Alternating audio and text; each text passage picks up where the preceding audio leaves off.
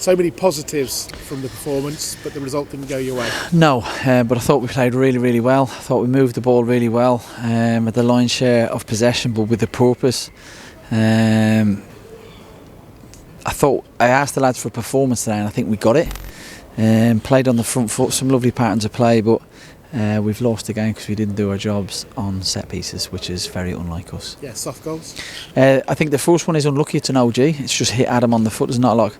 But the second goal, no chance. That's a really, really poor goal. You talked about the way your team played though today. You were very much front foot, and I haven't looked at the possession stats, but I imagine you might have had the share of the possession, which hasn't been the way you've played most of the season. No, yes, we did have the lion's share of possession. I think we had 16 shots on goal. I felt we worked the keep. I thought Matty had a great opportunity to put us 1-0 up in the first half. Danny had an outstanding opportunity, which I would expect him with his quality to do better with. I thought the goal came for us at a good time because it kind of kills the momentum. Once we went to, Lewis coming off doesn't help at all. We've got no centre halves and Lewis comes off. But actually, when we went 4-2-3-1, we looked a really good outfit, and they really struggled to deal with us, and we caused them lots of problems. In fairness to Scott, he then matched us up, and that knocked us. We stopped playing. We stopped doing the things that got us into those good areas and our patterns of play. So that was really, really frustrating. But ultimately, the bottom line is the set piece that's won the game. We've not done our jobs properly. And first half, you moved the ball very quickly, I felt, and weren't pausing on throws. They were getting throws going quickly and trying to press and cause problems for Fleetwood.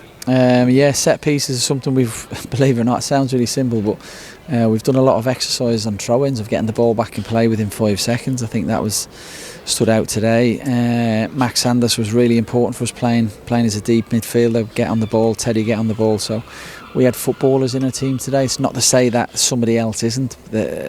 Ethan and Matty are very, very good footballers. Teddy and Max are different types of footballers. It was barring the result, it was a very positive day. There is one other negative which I'm sure you expect me to ask you about. Lewis has spent a year and a month fighting back from an ACL. He went down with a knee injury. We know he's had ACL problems in both knees. What's the situation? I try and stay clear of Kieran, their physio, after the game, because it's very, very. Most of the time, I am going to answer your question. I apologise. Most of the time, it's even on a Sunday, you're not quite sure. It's 24, 48 hours, so he'll be assessed on Monday. I don't think it's bad. I think he may have a little bit of fluid on his knee, but I wouldn't like to say that's all it is and then something else. I don't know. I don't know is the honest answer, so we have to give him time, 24 hours, to see how it reacts, if it swells up or it doesn't. Or a hard moment for him as a player. I mean, all the work you've come in on the tail end of that work. This season, seeing the work he's done to get back to where he is. Yeah, he's been a real credit to have around the training ground when he's been injured. For the months that he's been out for 6-7 months while I've been there. And he comes in, his work ethic is phenomenal, his positivity around the place, he never gets down. And being injured is horrendous, because at some point you've really dark days and really bad days, and I've never ever seen that with him. So from that point of view, that would be bitterly disappointing if it is an injury, but I would just wait and see, and let's step back, see what the diagnosis is, and give them an opportunity, because it might be something that in 2 or 3 days he's fine with. I don't know.